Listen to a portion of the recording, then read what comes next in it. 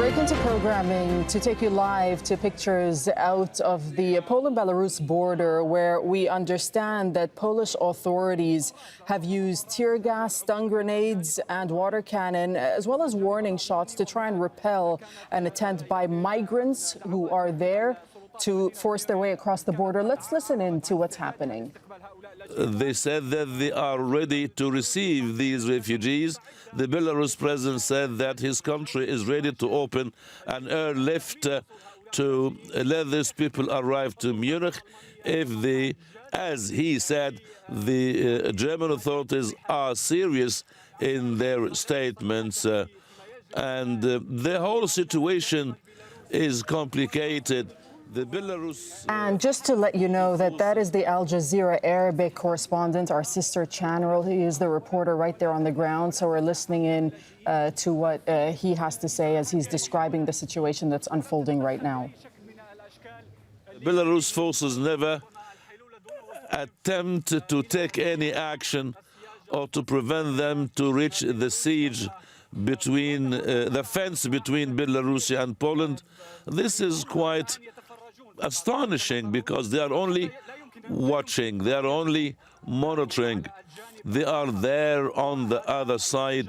On this side, they are just waiting there, protecting their vehicles, protecting themselves, but not allowing these refugees to go beyond this point, this border point.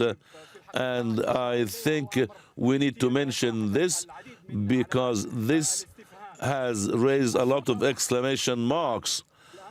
The police now, I think, tear gas, as you can see and I can feel. If we connect what's going on with the announcement of the Belarusian president, we could understand the situation of Belarus. He said his country is not ready to protect the borders of the European Union because his country doesn't have enough force, enough capabilities in order to secure the borders. So this can be an explanation and of the whole situation. Following the last year presidential elections and the diplomatic battle between Belarus and the West, some of the Western companies did not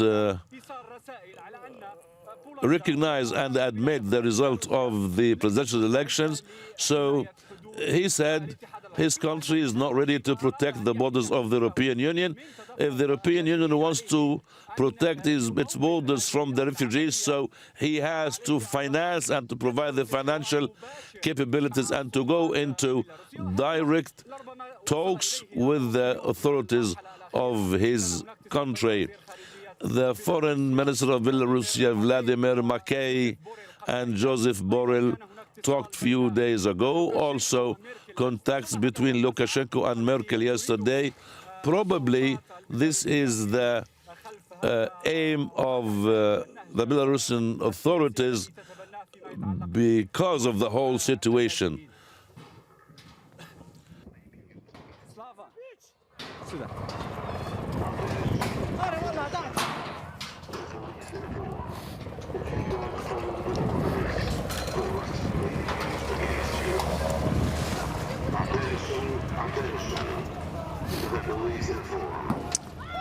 So this is the scene right now. This is a developing situation on the Poland-Belarus border where, as you can see on your screen right now, the Polish authorities are using tear gas as well as stun grenades and water cannon, and they're firing warning shots as well. And what they're trying to do is to repel an attempt by the migrants who have been on that border for the past few days now.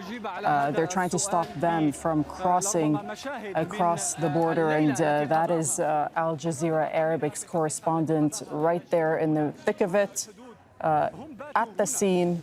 Let's listen in once again to his reporting and his describing of the situation. And they have almost nothing. We will try now to talk to them or to see what is the reaction. I can see children, and as you can see, these everything that they can have for the time being. They were dreaming of trying to cross. Last night was tough. There is a lack of medicine, food, and the temperature went down yesterday under zero. And this area is very cold. You can see children. You can see children, and they have nothing. This tent will never protect anyone from the weather, from the freezing weather they spent here last night. That's why we can see also this lady and this. How old is he? 7 months.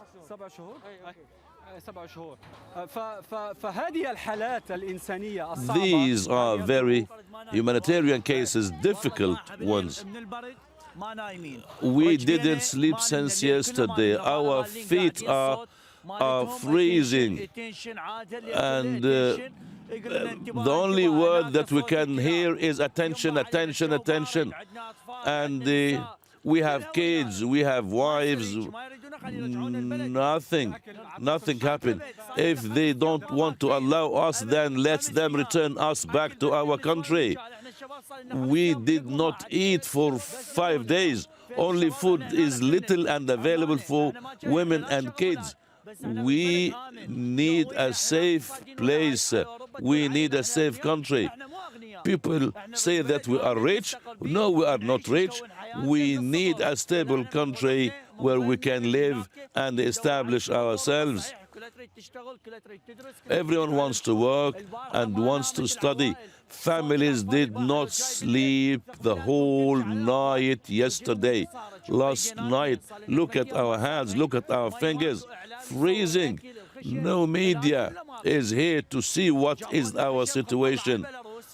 The Belarusian give us little food, but we are here in big numbers. We are not rioting. We are not rioting. It's a very humanitarian cases here. We've met this refugee a few days ago. He is from Iraq. He was sick. He had an operation to plant his kidney, and he needs medicine. He can tell us his story. Yes, sir. As you told me, I've been without medicine for 10 or 11 days. The operation like 10 or 11 months ago. And yesterday it was freezing. I took my jacket for them last night because of the cold weather. No food, no water, nothing, nothing. They gave us little food, but it's not enough for us. You told me that you will try to get some medicine. Yes, I have to take this medicine forever. I did not get any medicine until now. I must take this medicine. I must find this medicine. This is the situation here. Every one of these refugees has his own problem, his own humanitarian case, and the situation is very difficult, very difficult.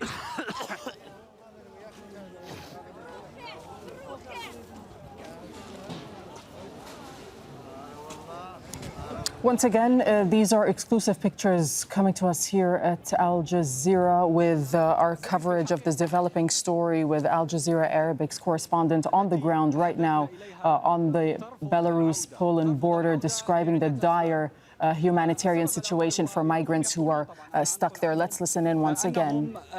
They said that they have paid a hell lot of money for them to arrive here in this area, in this spot, and they have received a lot of promises that they will reach Germany end of the day. But it seems that they cannot go back to Iraq because they don't have work in Iraq, they don't have shelter in Iraq. That's why the situation here is very decisive. I think that the majority don't want to go back. There are some diplomatic contacts for the refugees to go back to their country, but according to those who have talked to us, they reject categorically to go back to Iraq, and they said it's a destiny, it's a journey, either to reach Germany or to stay here until they find what will happen to them.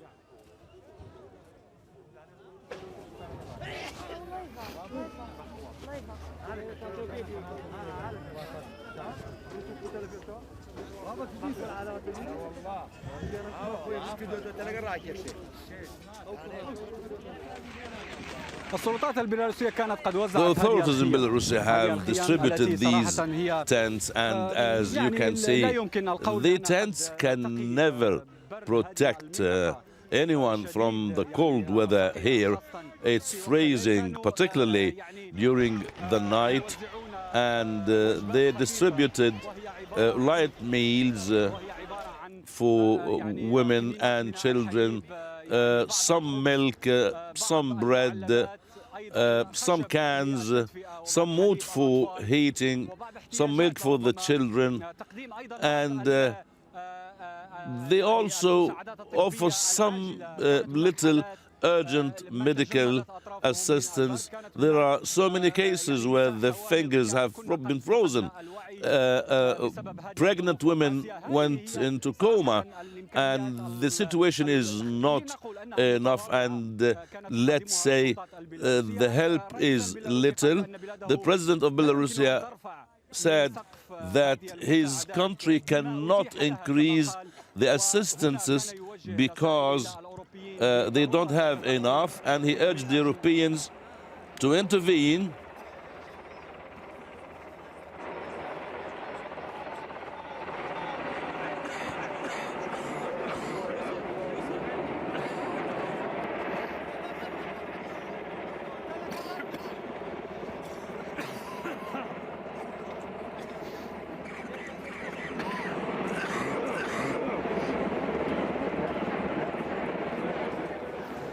Exclusive pictures from the Poland-Belarus border, where you can see a situation unfolding and developing between the migrants who have been stranded there, as well as Polish authorities. And you're looking, just a few moments ago, we were looking at the live picture of Polish authorities using tear gas, stun grenades, as well as water cannon.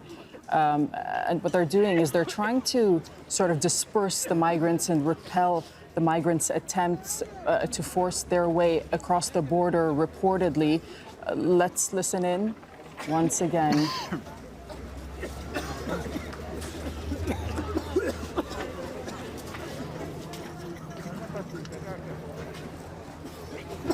All right, so we'll cross back to hear what the Al Jazeera reporter has to say in just a moment, but these are the live and exclusive pictures coming through to us. The migrants have been telling the reporter of harrowing stories, which include lack of medicine at the border, as well as lack of food, and as you can see, pretty freezing conditions, cold conditions for the migrants to be in over the past couple of days or so. So this situation is just unfolding and developing right now as Polish authorities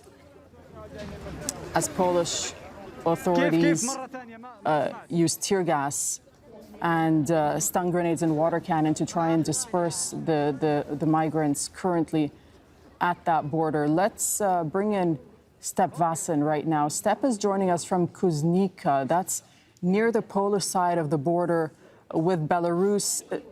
Step, you're not exactly there, but from what I understand, you're in the vicinity. You certainly are aware of what's going on. These are some pretty shocking images coming into us right now exclusively.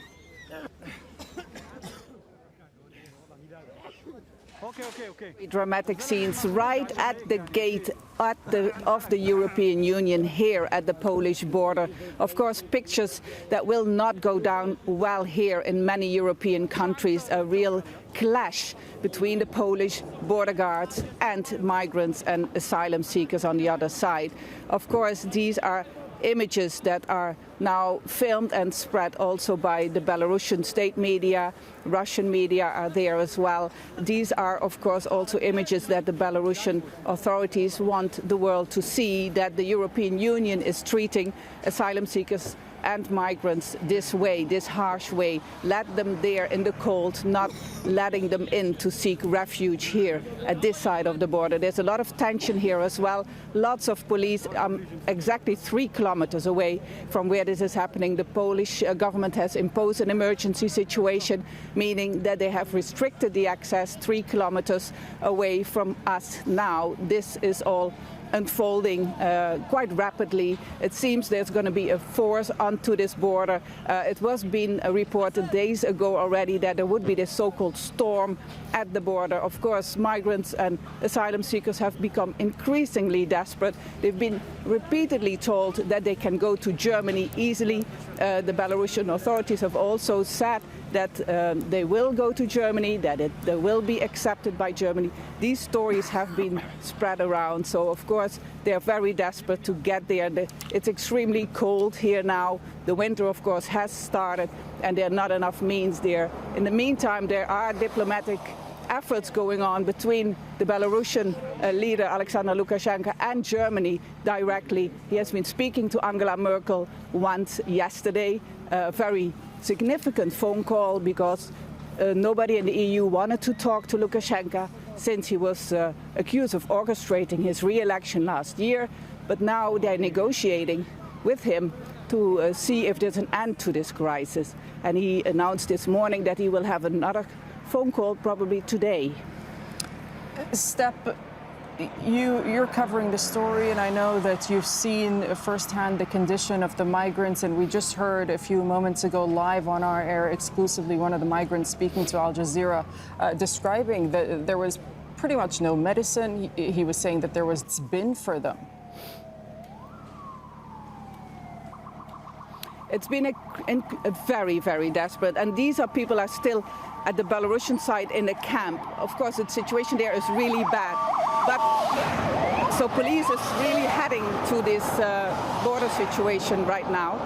But there's also people, every night people manage to cross somehow through this border fence, getting into the Polish forest. And there they have also very difficult situation, because the Polish border guards pick them up and push them back into Belarus. And some of the migrants and asylum seekers I've been speaking to, people from Yemen, from Iraq, they told me they have been pushed back and forth maybe 10, 20 times. So they have been ping-ponged between those countries for weeks. Some have spent like 3 weeks in the forest with their children, with their family. And some were lucky enough to get through Poland, not being caught by the border guards, and actually end up in Germany and in the Netherlands. In Germany and in the Netherlands, there are a few thousand who have actually made the journey. But many others, of course, have been hospitalized.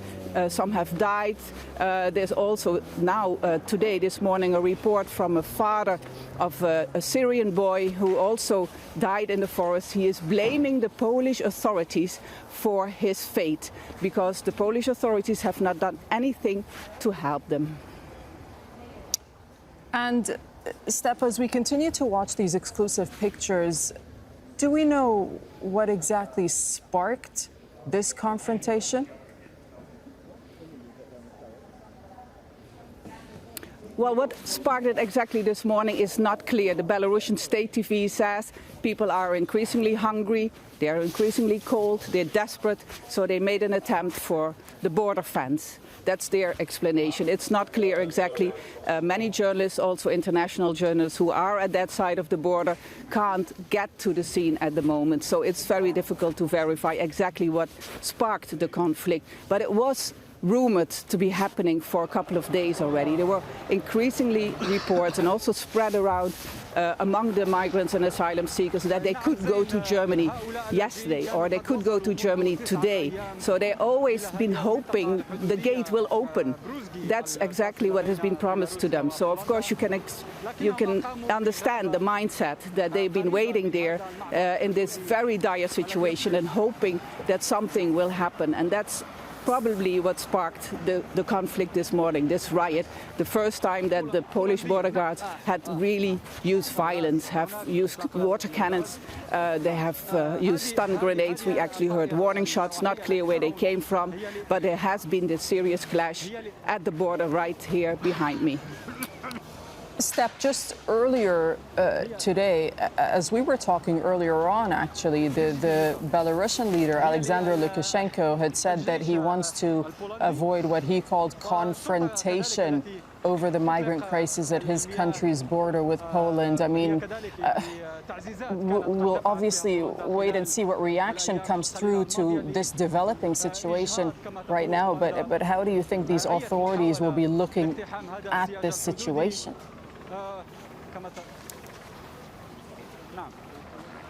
Well, yeah, Alexander Lukashenko said one thing this morning about avoiding a confrontation, and the next minute we see a confrontation at the border. And as my colleague from Jazeera, Rebic, explained, the Belarusian authorities have not done anything to stop the confrontation between the migrants and asylum seekers on one hand and the Polish border troops on the other. They were standing there, they have been looking at what was happening, not intervening, not protecting the border. So, of course, it is clearly a confrontation that has been happening, and it's not clear what Alexander Lukashenko is his next plan.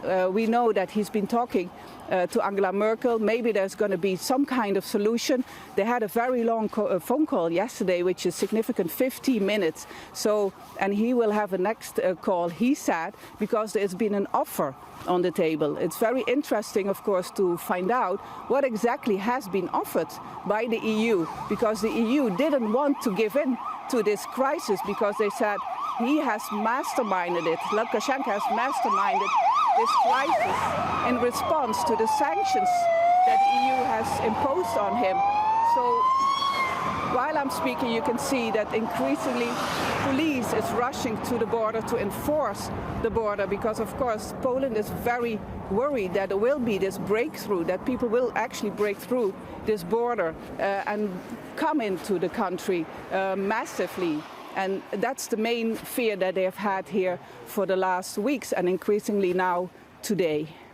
Step Vassen, they're on the Polish side of the Belarusian-Polish border. Step, it's Nastasia Tay here in Doha joining you. Thanks so much for staying abreast of this for us. As we've been saying, we've been seeing some really dramatic pictures from the other side of the border, and I can see there that there's a build-up on the Polish side as well.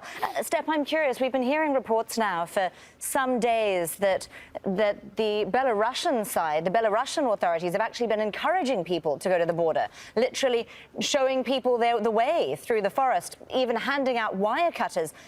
Is there any truth to these statements? Well, I've been speaking to many migrants and asylum seekers who exactly confirmed that they had help from the Belarusian authorities to enter Minsk in the first place. You know, they paid money to get a visa, an entry visa, and then they were shown the way to the border, got a taxi, and then basically being directed by the Belarusian border police to the Polish border. They were literally brought to the border and sometimes even pushed through the border. I've spoken to one asylum seeker from Yemen who is now in Germany. He explained to me that he got a cutter to cut the wire because there's barbed wire on the border. He was literally handed out this cutter to go through the wire. And that's not the only person who has told this story. So there's clearly evidence that the Belarusian border police or the troops who are now in charge at the border have been actively helping the migrants and asylum seekers to break through the border. And if people really wanted to go back, because the same person told me he spent 10 days in the cold in between these borders, being ping-ponged between the two forces, he said he begged to let him go back to Minsk. Let me go back because I can't do this anymore. And then the Belarusian police told him, no, you can't go back, you have to go to Poland. And he got a gun against his head. That's what he told me. Step, it looks very, very dramatic there on the border. Sorry to interrupt. I do believe that we are getting a direct report from the migrants and our correspondent there who's with them as this altercation escalates. I'm gonna bring him in and listen to what he has to say. This is the effect of firing tear gas.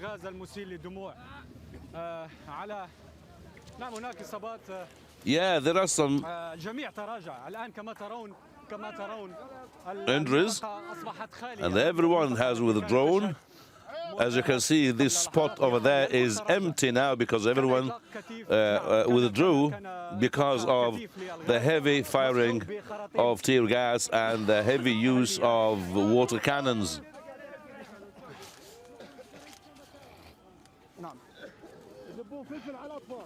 ها فلفل يذبون على الاطفال فلفل ومي على الاطفال يذبون على الاطفال فلفل ومي هي هاي الانسانيه مال اوروبا تحسب الانسانيه. They are using pepper and water and tear gas against the children. Is this the human rights of Europe? Are these the human rights in Europe? 10 days we've been here without water. Temperatures is -5. And what can we do? Where are the human rights organizations? Where are the organizations for human rights?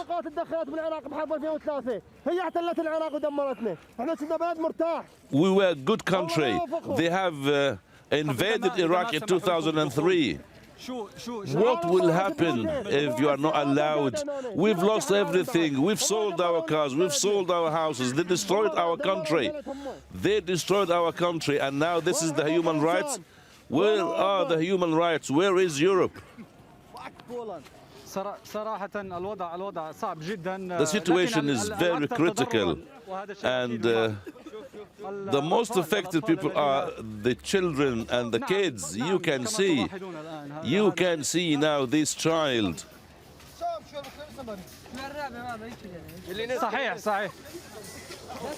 صحيح هذا أمر يعني الغاز الذي تستعمله القوات The tear gas is used by the Polish forces is spreading everywhere. It's everywhere in this, we can call it a peaceful area. We have seen women, we have seen kids who suffer suffocation, and there are kids who are suffering and women who are suffering and also men who are suffering from suffocation because of the tear gas. Everyone is now standing here to see what's going on because the Polish forces have used pepper, tear gas, and probably the Polish forces managed to force these people to withdraw because they are trying, the refugees were trying to get closer to the fence. Suffocation cases are all over the place, but they will try and try again. They will keep trying because they have been doing this for like 2 hours now. They say that by rock or crook they will try to go through the fence, but I think the Polish side will never allow anyone to get closer to the fence.